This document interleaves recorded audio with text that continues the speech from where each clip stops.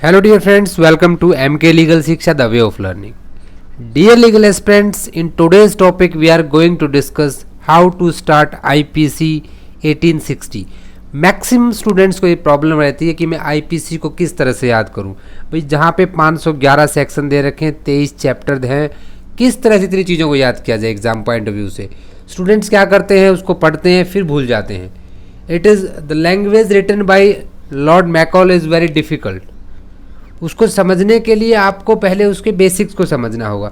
तो आज की क्लास में हम यही बात करने वाले हैं कि आप भारतीय दंड संहिता जो है, इंडियन पिनल कोड, उसको किस तरह से पढ़ना है, कैसे उसकी शुरुआत करनी है।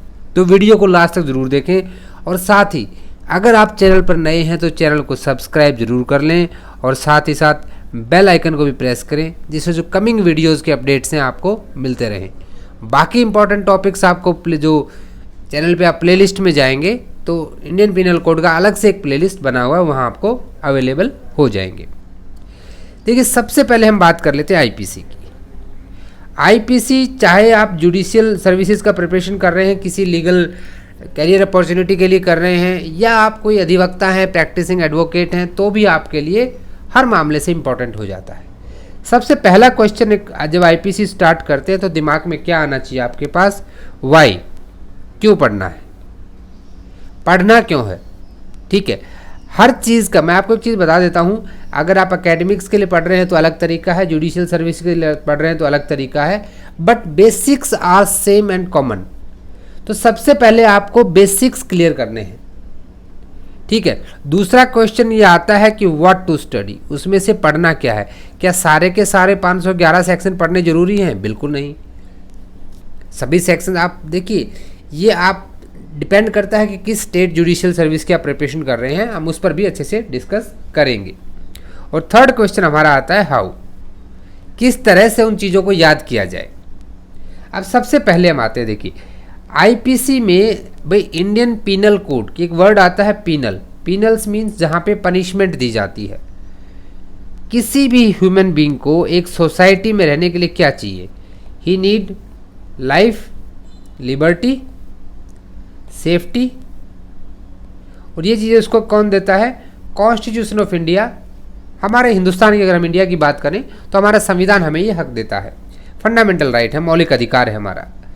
अब ये चीज़ें कौन प्रोवाइड कराएगा आपको? ये आपको प्रोवाइड कराएगा स्टेट। तो it is responsibility of state to provide you a safe liberal life. But how will provide? उसके लिए उसे एक सेट ऑफ रूल्स बनाने पड़ेंगे। उन सेट ऑफ रूल्स को वो क्या करेगा भाई? पनिशेबल बनाएगा। कुछ ऐसे एक्ट होंगे लोगों के, कोई ऐसे काम होंगे, ऐसे ओमिशंस होंगे जिनको वो क्या कहेगा कि ये अपराध की श्रेणी में आते हैं, ऑफेंस आते हैं, और इनके लिए मैं क्या दूंगा? पनिशमेंट दूंगा। And this is known as penal law.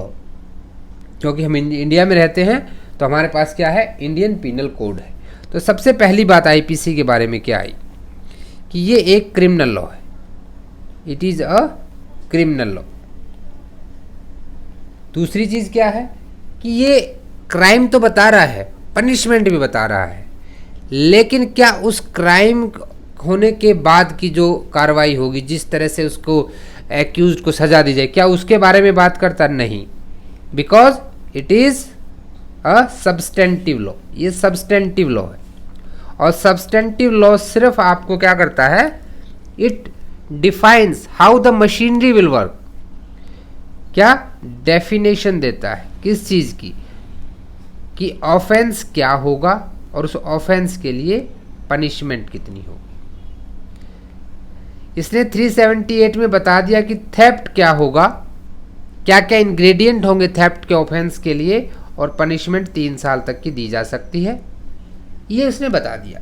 अब देंगे कैसे? वो हम प्रोसीजरल लॉ में देते हैं, उसके लिए हमें सीआरपीसी पढ़ना है। तो आप देख रहे हैं, तो मतलब सजा देना है, एक गलत काम हो गया, तो first of all you have to understand the word offence. क्या क्राइम और ऑफेंस एक ही वर्ड है? नहीं। जब भी स्टूडेंट्स आईपीसी पढ़ते हैं तो सीधा सेक्शन 1 से स्टार्ट हो जाते हैं और सेक्शन 511 तक पढ़ लेते हैं, और फिर कहते हैं कि हमें समझ नहीं आया, हम भूल गए। This is rectification, please don't do this. आपको सबसे पहले कुछ बेसिक टर्मिनोलॉजी को समझना होगा। बेसिक टर्म्स में बता रहा हूँ, यहाँ मैं सब चीज़ों को एक्सप्लेन नहीं करूँगा इस वीडियो में, सिर्फ मैं आपको ये बताऊँगा कि आपको किस बेसिक टर्मिनोलॉजी को समझना जरूरी है। सबसे पहले आपको क्या पता होना चाहिए, first of all you must understand the concept of crime. Crime क्या है, ठीक है, what is crime, what crime से क्वेश्चन है क्या क्या आता है कि what is crime, what are the stages of crime and what are the elements of crime. ये तीन चीज़ें आपके लिए क्लियर होना बहुत ज़रूरी है। अब जैसे स्टेज क्या है, सबसे पहले किसी को इंटेंशन आएगी, प्रिपरेशन आएगी, ठीक है, 4 स्टेज है ना, इसके बारे में हम अच्छे से डिक्लेयर बात कर चुके हैं। इंटेंशन आती है, फिर प्रिपरेशन आता है, फिर आदमी अटेम्प्ट करता है और फिर उसका कमीशन कर देता है। ये 4 जो है स्टेजेस हैं। एलिमेंट्स क्या होंगे, क्या अपराध किसी के द्वारा किया जा सकता है।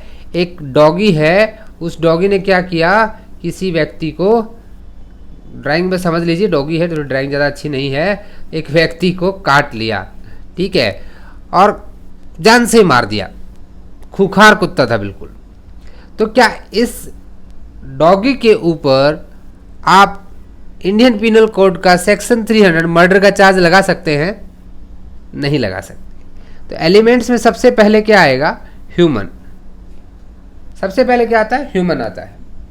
सेकंड क्या आता है, सेकंड आती है मेंसरिया। देखिए नया नया वर्ड आ गया, mens rea. Mens rea means guilty mind, bad intention, बुरा दिमाग, खुरापाती दिमाग। अब खुरापाती दिमाग आएगा तो खुरापाती काम करेगा, एक्टस रियस, ठीक है, guilty act. And fourth one, अब यहाँ पे डॉगी ना होके दूसरा व्यक्ति था, इसका देखिए ह्यूमन था, इसके दिमाग में आया कि मैं सामने वाले का क्या कर देता हूँ, सिर फोड़ देता हूँ। दिमाग में आया, वो उसकी मेंसरिया थी, उसने एक डंडा उठाया, मारा सिर में, सिर फोड़ दिया, ये उसका एक्टस रियस था। तो सामने वाले को क्या कॉज हो गई, इंजरी कॉज हो गई। क्या कॉज हो गई, इंजरी हो गई। अब इंजरी को भी समझना जरूरी हो जाएगा आपके लिए। देखिए मैं इन चीज़ों को इसलिए बता रहा हूँ, ये चीज़ें आपको क्लियर होंगी तभी आप आईपीसी अगर पूरी पढ़ेंगे तो आपकी अंडरस्टैंडिंग लेवल बढ़ेगा, ठीक है। सेक्शन 44 आईपीसी का अपने आप में इंजरी को डिफाइन करता है। बॉडी में हो सकती है, प्रॉपर्टी में हो सकती है, रेपुटेशन में हो सकती है। भाई रेपुटेशन में होगी तो भी डिफेमेशन एक क्राइम बनता है। ऐसा नहीं कि फिजिकली आपने उसको इंजरी पहुंचाई, इसने इसके खिलाफ डिफेमेशन कर दिया कुछ, तो भी इसके मैं रेपुटेशन को इंजरी पहुंची है। तो सबसे पहला कॉन्सेप्ट क्राइम पे एक अलग से वीडियो अवेलेबल है, पूरा आप देख सकते हैं।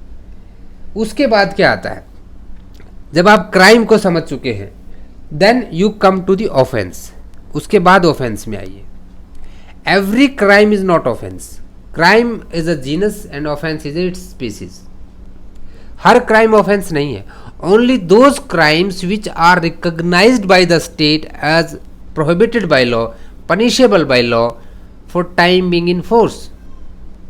ऐसा कानून जो कुछ समय के लिए, ऐसा टाइम बिंग इन फोर्स क्यों कहा हमने, जब आप सेक्शन 40 पढ़ेंगे तो वहाँ आपको इसकी डेफिनेशन मिलेगी, सीआरपीसी में आपको इसकी डेफिनेशन मिलेगी, जनरल क्लॉजेज एक्ट में आपको इसकी डेफिनेशन मिलेगी। टाइम बिंग इन फोर्स इसलिए कहा जाता है, जैसे देखिए अभी अडल्ट्री है सेक्शन 297, पहले ऑफेंस होता था, आज नहीं है। सुप्रीम कोर्ट ने मना कर दिया, अभी ऑफेंस है ही नहीं। जोसेफ साइन का जो केस था 2018 का, I think, I am not wrong, तो अब ये ऑफेंस नहीं रहा। यानी कि देखिए law is always going to change as per the society needs. फिर आपको ऑफेंस के कॉन्सेप्ट को समझना पड़ेगा। अब ऑफेंस होने के लिए क्या चाहिए भाई, सबसे पहले तो आपने कहा कि guilty mind, mens actus, mens rea और इंजरी, ये आपने कहा था कि क्राइम की वो चीज़ें हैं। तो इस चीज़ को समझने के लिए आपको जाना पड़ेगा सेक्शन 39 में। देखिए सबसे पहले हम वहाँ नहीं घुसे हैं, अभी हमने सेक्शन 1 छेड़ा ही नहीं है, हम सेक्शन 40 को समझ रहे हैं, सेक्शन 39 को समझ रहे हैं। जब कोई एक्ट वॉलंटरी होगा, भाई मेरी मर्जी से जो मैंने एक्ट किया है उसी के लिए आप मुझे सजा दे सकते हो। The act which is not mine you can not punish me for that. अब कोई भी एक्ट वॉलंटरी कब होगा, जिसको मैंने अपनी इंटेंशन से किया हो, मैंने अपनी नॉलेज से किया हो, या मुझे रीज़न टू बिलीव हो कि ऐसा हो सकता है, तभी होगा। अभी आपके सामने देखिए कुछ और वर्ड आ गए हैं, मैं सिर्फ आपको कॉन्सेप्ट क्लियर नहीं कर रहा हूँ यहाँ पे, सिर्फ चीज़ें बता रहा हूँ जो आपको जाननी जरूरी होती। ये आपके माइंड में क्या आने चाहिए, क्वेश्चंस आने चाहिए कि हाँ यार ये चीज़ें हैं। अभी देखिए क्या क्या वर्ड आ गया है यहाँ पे। इंटेंशन, इंटेंशन आया तो आपको मोटिव पढ़ना पड़ेगा। आपको ये डिफरेंस पता होना चाहिए इंटेंशन वर्सेस मोटिव क्या होता है। फिर अगर इंटेंशन है तो भैया उसके साथ में नॉलेज आपको पता होने, कंपैरिजन आपको ये चीज़ें पता होनी चाहिए कि इन चीज़ों का मतलब क्या है, इंटेंशन क्या है, मोटिव क्या है, नॉलेज क्या है, रीज़न टू बिलीव क्या है, RTB रीज़न टू बिलीव क्या है, नेग्लिजेंस किसे कहेंगे, नेग्लिजेंस में और रेसनेस में क्या डिफरेंस होगा, अंडरस्टूड, इनक्वाइट ऑफेंसेस क्या होंगे। तो ये सारी की सारी ऐसी टर्म्स हैं जिनकी चीज़ों को आपको पता होना चाहिए। हम थोड़ा सा एक बेसिक ग्लिम्स लेंगे, ज़्यादा इसमें डीप में नहीं जाएंगे। जैसे कि मैं बात करूं, सबसे पहले हम नॉलेज पे आएंगे। नॉलेज क्या होती है? नॉलेज है कि आपको ये पता है कि इस काम से ये चीज़ हो सकती है। मान लीजिए एक रिवॉल्वर है, अब आपको पता है कि भाई रिवॉल्वर से अगर गोली निकलेगी तो वो क्या करेगी, सामने वाले को डेथ कॉज कर सकती है। इस बात का मुझे पता है, ये मेरी नॉलेज है, मैं उसको मारना नहीं चाहता हूँ, but this is in my knowledge. जैसे कि ए और बी की लड़ाई हो गई, अब ए के सामने एक तो आयरन रोड पड़ी थी, एक लकड़ी का डंडा पड़ा था पतला सा। अब उसने लकड़ी का डंडा नहीं उठाया, उसने आयरन रोड उठाई और उसके सिर में दे मारी। उसको पता था कि आयरन रोड से मैं मारूंगा तो चोट बहुत गहरी जा सकती है, वो मर सकता है। He has knowledge, he has foreseeability of the consequences, he knows the result, this is your knowledge। फिर आती है इंटेंशन। तो इंटेंशन क्या है? इंटेंशन है आपकी immediate desire of your mind. देखिए मोटिव जो होता है, मोटिव आपका अल्टीरियर ऑब्जेक्ट है। इट मीन्स मुझे किसी से बदला लेना है, ए को बी से पुश्तैनी दुश्मनी चली आ रही, बदला लेना है इससे, ये इसका मोटिव है। अब एक दिन खेत में उसको दिखा कि जो बी है वो अकेला है, तो ए ने क्या किया, अपनी रिवॉल्वर ली और उसको वहां पे तुरंत गोली मार दी। अब उसने जो क्विक रिएक्शन किया है, ये उसकी डिजायर थी, desire of the mind, it becomes its intention. Motive he intention को जन्म देती है। और हमारे आईपीसी में मोटिव का कोई रिलेवेंसी नहीं है। कहाँ रिलेवेंसी है? हाँ, इंडियन एविडेंस एक्ट जब आप पढ़ेंगे तो वहां पे हम इसकी रिलेवेंसी दिखाते हैं अंडर सेक्शन 8। ठीक है, सेक्शन 8, सेक्शन 14 में इंटेंशन का है और यहाँ पे 8 में इंडियन एविडेंस एक्ट, भारतीय साक्ष्य अधिनियम, किसी चीज को प्रूव करने के लिए। अंडरस्टूड? तो इस तरह से इन डिफरेंसेस को समझिएगा, उसके बाद आईपीसी को पढ़ना स्टार्ट कीजिए। अब जब भी आप देखिए, अब जैसे आपको ये चीज़ें कहाँ काम आएंगी, आप 299 में कल्पेबल होमिसाइड पढ़ेंगे, 300 में मर्डर पढ़ेंगे, और वहाँ पे आपको इनको डिफ्रेंशिएट करना होगा। जब आप दोनों सेक्शन अगर आपने पढ़ा है तो आपको देखेंगे कि वहाँ पे आपको डिफरेंसेस बताए गए। दोनों में भैया आपका देखेंगे इंटेंशन आती है, दोनों में नॉलेज आती है, ठीक है, लेकिन दोनों की सज़ा में दिन रात का डिफरेंस है। दिन रात का डिफरेंस है कि नहीं है? वहाँ पे आपको भी सिर्फ फाइन करके भी छोड़ा जा सकता है, वहाँ पे आपको फांसी भी दी जा सकती है। तो the importance of these words, तो यहाँ इस टाइप की चीज़ों को पता होना बहुत ज़रूरी है। अब एक्ट वॉलेंट्री है ही नहीं तो क्या होगा? क्या हर एक एक्ट पनिशेबल है? नहीं, उसके लिए एक चैप्टर है जनरल एक्सेप्शंस, तो कुछ अपवाद भी दिए गए हैं। जल्लाद ने भी किसी को मारा और भाई एक जल्लाद भी किसी को फांसी दे रहा है, ठीक है, और एक नॉर्मल आदमी भी किसी को फांसी दे रहा है, दोनों में डिफरेंस है। One person is acted on the order of the court, another person is acted voluntarily. तो ये वॉलेंटरीली जो वर्ड है, सबसे पहले मैं कहता हूँ आपको सेक्शन 39 और सेक्शन 40 और सेक्शन 44 इंजरी ये पढ़ने चाहिए। When you understand these concepts, अब हम आते हैं आईपीसी पे। ये बेसिक चीज़ें आपको समझ में आ गई, ठीक है। अब आपके दिमाग में आती हैं, देखिए थ्योरीज भी आपको पढ़नी है, लेकिन उनको आप बाद में पढ़ सकते हैं। इतना जब आप समझ लेंगे तो आपको बेयर एक्ट की लैंग्वेज समझना ईजी हो जाएगा। थ्योरी भी काफ़ी सारी, थ्योरी ऑफ कॉजेशन है, जहाँ पे माइनर कॉज और मेजर कॉज के बेसिस पे हम डिसाइड करते हैं। मान लीजिए किसी एक व्यक्ति को भी आपने मारा और ड्यूरिंग ट्रीटमेंट वो मर गया, चोट आपने गहरी मारी थी तो उसमें क्या कॉन्सिक्वेंसेज होंगे, क्या अटेम्प्ट टू मर्डर से मर्डर में कैसे कन्वर्ट होगा, तो उस पर हम बहुत डिटेल में चर्चा करेंगे। आईपीसी में दो चीज़ें आती हैं, एक तो होते हैं जनरल प्रोविजंस। जनरल प्रोविजंस में आपका सबसे पहला जो चीज़ है वो है ज्यूरिसडिक्शन। इसको पढ़ना जरूरी है क्योंकि किसके ऊपर आईपीसी लागू करेंगे ये सबसे इंपॉर्टेंट है। चैप्टर 1 इससे डील करता है, सेक्शन 1 से लेकर के आपका 5 तक। सेकंड जो चैप्टर है वो आपका जनरल एक्सप्लेनेशन है, उसको हम नहीं पढ़ेंगे।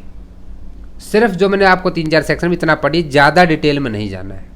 उसके बाद जब हम फर्दर एक्ट को पढ़ेंगे, जो जहाँ पे हम जैसा चैप्टर पढ़ेंगे उसके हिसाब से, जब हम ऑफेंस अगेंस्ट प्रॉपर्टी पढ़ेंगे, ठीक है, तो रॉन्गफुल लॉस, रॉन्गफुल गेन, तब हम आएंगे सेक्शन 23 में इधर पढ़ने के लिए।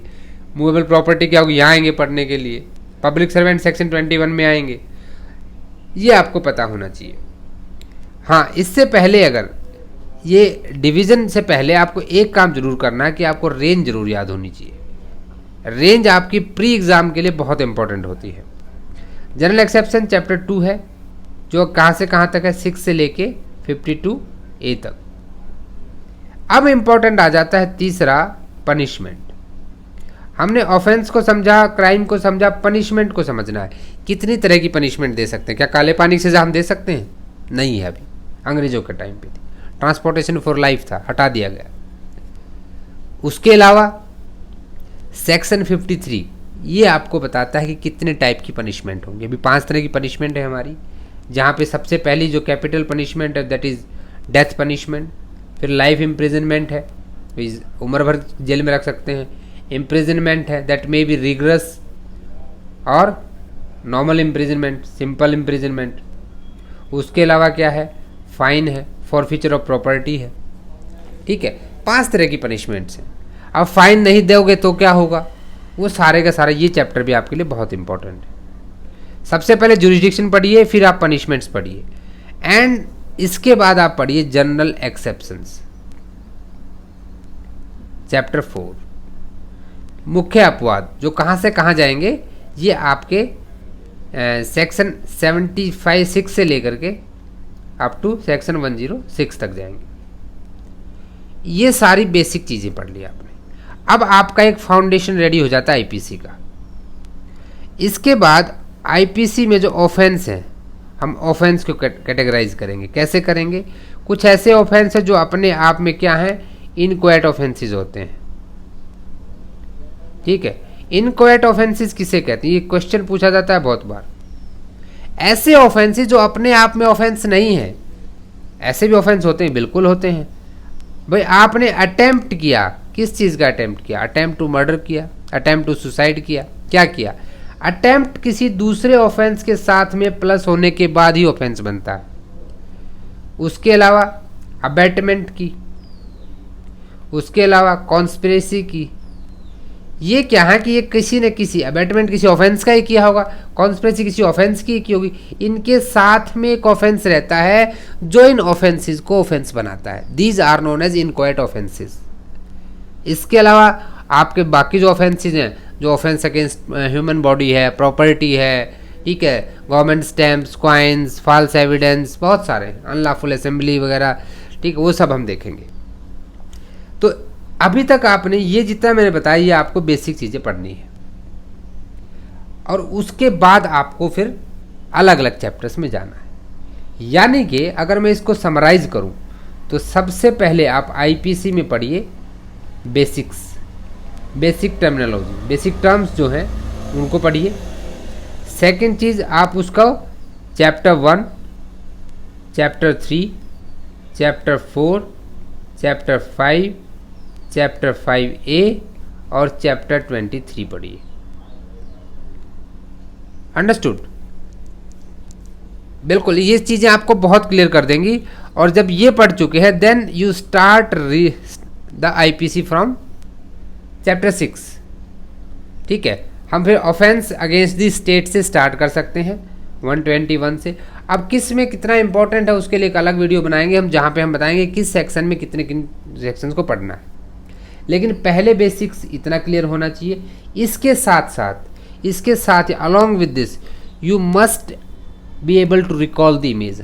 अब ऐसा अपने सामने एक चार्ट बनाइए आईपीसी 1860। दो डेट हमेशा याद रखिए, 6 अक्टूबर 1860 जिस दिन इसका इनेक्टमेंट हुआ था, और 1 जनवरी 1862 इकलौता ऐसा एक्ट है जो 2 साल बाद लागू हुआ। इसका प्लान तो कब था लागू होने का? प्लान था इसका लागू होने का आपका जून 1861 में, लेकिन क्योंकि पहली बार एक्ट बना था तो कोर्ट इसके साथ फेमिलराइज नहीं थे, इसलिए इतना टाइम लगा। Written by whom? Lord Macaulay ने इसको लिखा था। फर्स्ट लॉ कमीशन के जो प्रेसिडेंट थे, फर्स्ट लॉ कमीशन बना था 1834 में। ये बेसिक सारी चीज़ें आपको इसके बारे में पता होनी चाहिए। आपका जो बार्नेस पिकॉक है, बाद में उसने इसको जो है थोड़ा सा रीड्राफ्ट किया, क्योंकि मैकॉले की डेथ हो गई थी 1859 में। क्रांति जो हमारे फर्स्ट रिवॉल्यूशन था इंडिया का, उसकी वजह से क्या हुआ 1857 में ये लागू नहीं कर पाए अंग्रेज, तो इन्होंने बाद में इसको लागू किया। तो ये तो होगी इसकी बेसिक चीज़ें। अब आते हैं इसके रेंज के ऊपर, जहाँ पे चैप्टर 1 से लेकर के चैप्टर 23 तक का एक चार्ट बनाना है आपको आपके सामने, और जहाँ रेंज लिख देनी है। जैसे मान लीजिए कोई भी क्वेश्चन किसी चीज़ को लेकर आ जाता, तो you must able to know कि ये कहाँ से आया है। कॉमन ऑब्जेक्ट से रिलेटेड है तो भाई ठीक है, 149 के आसपास है। डेफिनेशन से रिलेटेड चैप्टर 2 से है, ठीक है। अब थेफ्ट से रिलेटेड क्वेश्चन है तो ऑफेंस अगेंस्ट प्रॉपर्टी चैप्टर 17 है। हर्ट या ग्रीवियस हर्ट चैप्टर 16 है। और फिर चैप्टर वाइज भी उसकी आपको चार्टिंग करनी होगी। तो इस तरह से आप आईपीसी को एक बेहतर तरीके से समझ सकते हैं। आप चाहते हैं कि इसमें और डिटेल में हम इसको समझें, इस पर एक अलग से पूरा वीडियो बनाएं, तो नेक्स्ट वीडियो में बात करेंगे। आज हमने सिर्फ बात की थी एक सिंपल सा कि इसको किस तरह से पढ़ा जाए, ठीक है। आई होप आपको चीज़ें अच्छे से क्लियर हो गई होंगी। अगर आपको वीडियो सच में अच्छे लग रहे हैं तो thanks for watching this video को लाइक कर दें, अपने दोस्तों से शेयर भी करें, और कमेंट करके ज़रूर बताएं कि इनमें से आप किस टॉपिक के ऊपर डिटेल्ड एनालिसिस चाहते हैं। मुझे पूरी उम्मीद है कि आपने चैनल को सब्सक्राइब कर लिया होगा। आप अपने सजेशंस, आपके एडवाइस, आपके कोई भी प्रॉब्लम मुझे मेल कर सकते हैं। टेलीग्राम ग्रुप को जरूर ज्वाइन कर लें, जिसका लिंक नीचे डिस्क्रिप्शन में दिया गया है, जहाँ पे आपको बहुत सारी वैल्यूएबल इन्फॉर्मेशन अवेलेबल रहती है। So thanks for watching this video. See you guys.